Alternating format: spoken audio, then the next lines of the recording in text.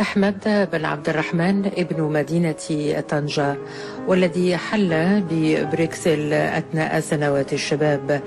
التقيناه في مقر عمله بهذا الفندق المبني على الطراز العربي أو المشرقي، والمزين بالزليج والفسيفساء والجبس والنقوش على الخشب، والمؤتت بأتات يزاوج بين ما هو عربي وما هو غربي. Salam alaikum. Je m'appelle Ben Abdelrahman Ahmed.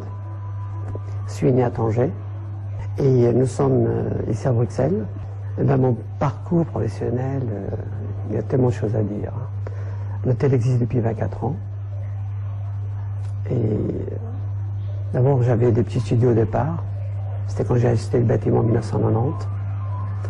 Et comme je faisais un petit peu de bruit, ça dans la rue et tout, j'ai dit, c'est un lieu touristique, alors c'est mieux de faire un petit hôtel. Et alors j'ai demandé à l'État, et bon, il m'a accordé d'avoir l'hôtel dans un décor oriental. Parce que je dis toujours, tout ce qui est mot universel, et je le partage avec tout le monde. Et depuis 24 ans, j'ai un monsieur qui travaille avec moi depuis 24 ans, il s'appelle Constant, il est formidable. C'est une famille.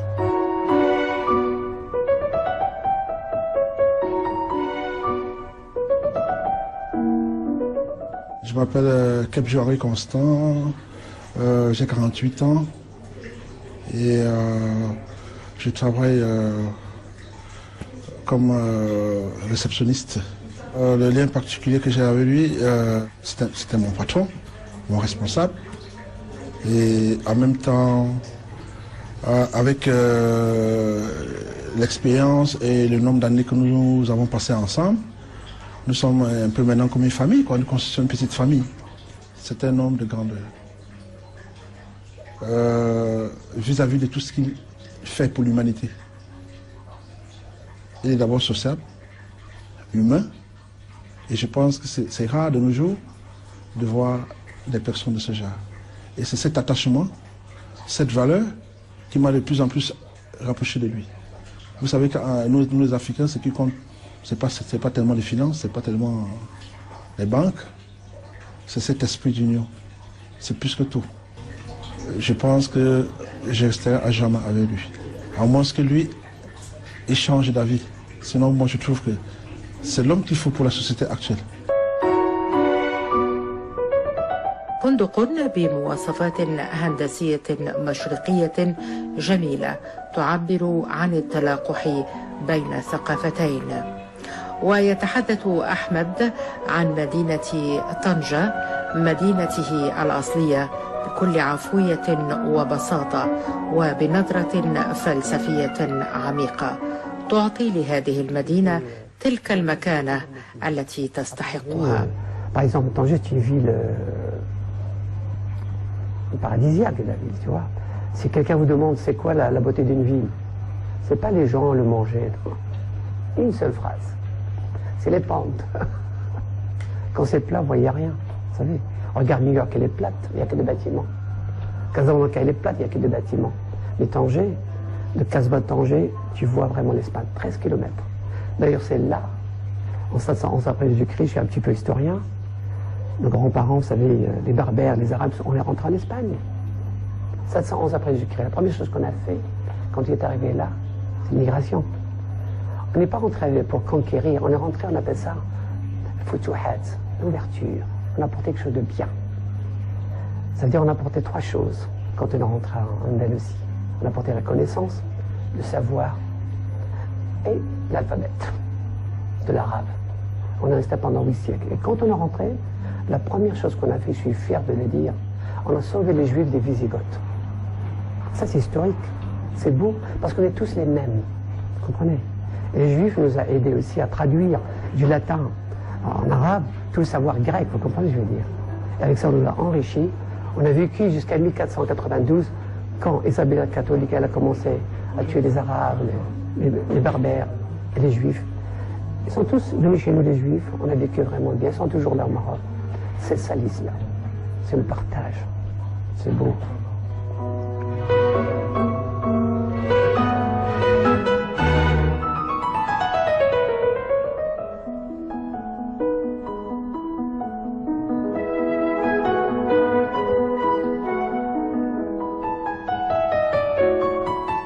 وعن المشاكل والعراقيل التي واجهها في الغربة يقول أحمد بن عبد الرحمن أن الاستقامة والتفاني في العمل كان هما الحل لكل تلك العراقيل التي واجهها في حياته المهنية بالغربة.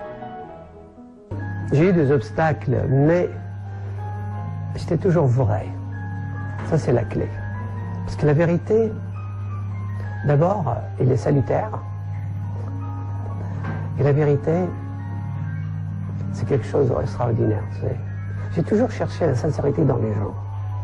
Il y a un très grand écrivain, Al-Ghazali, qui est d'origine perse, qui a donné des cours pendant 4 ans à Bagdad.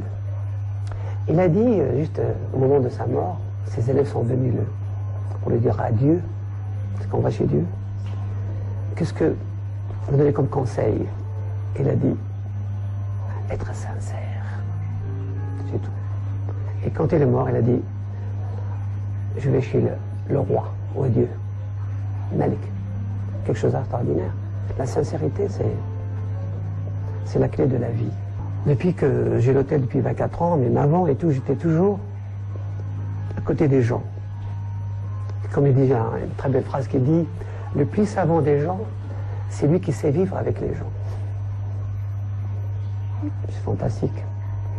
Quand vous acceptez les autres, vous installez ensemble. Quand vous êtes autour d'une table humanitaire, vous partagez. Ça n'a pas de prix. En plus, on dit toujours que le bien ne se monnaie pas. Quand on fait quelque chose de bien, vous le sentez. Ça n'a pas de prix. Comprenez? D'ailleurs, on dit toujours, il y a certains élégances quand on fait quelque chose de gratuitement, vous comprenez? Parce qu'on vit dans un monde qui est foncièrement marchand et injuste. Paradoxalement, comme le bien ne se monnaie pas, paradoxalement, ça n'a pas de prix. لوحات فنية وفوتوغرافيات تجسد ذكريات أيام مضت من حياة مليئة بالنجاح والعطاء ومساعدة الآخرين. Ce que je souhaite par après, j'ai 61 ans. J'ai chez moi à la maison une femme d'Agadir que j'ai accueillie il y a 2 ans. Elle a des problèmes de rein. Beaucoup d'estime pour elle. Une femme riche de patience, qui va d'ailleurs entrer après-demain à l'hôpital pour faire une opération sur le sternum. Et dans quelques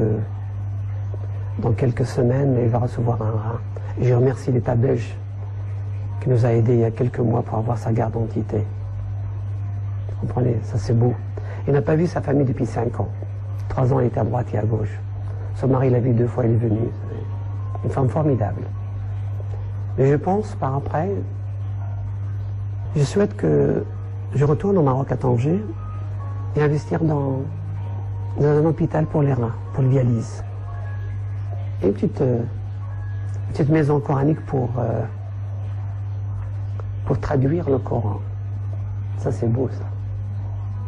Parce que chez nous, avec le dialecte marocain, on sait lire le Coran, mais on ne le comprend pas. Vous comprenez? Et ça, c'est la clé. Parce que la langue arabe est d'une puissance incroyable. Ça n'a pas de prix, la langue arabe, vous savez. Il y a des mots qu'on ne sait même pas traduire dans d'autres langues qu'en arabe. Vous comprenez? Et c'est là que 90% des pays musulmans, en général, malheureusement, sont des ignorants. Des ignorants. On ne partage pas. On est jaloux. On est matérialistique. Vous comprenez, je veux dire? Et ça, c'est pas l'islam. L'islam, c'est l'ouverture. Accepter l'autre. Il apprend. C'est quelque chose d'extraordinaire.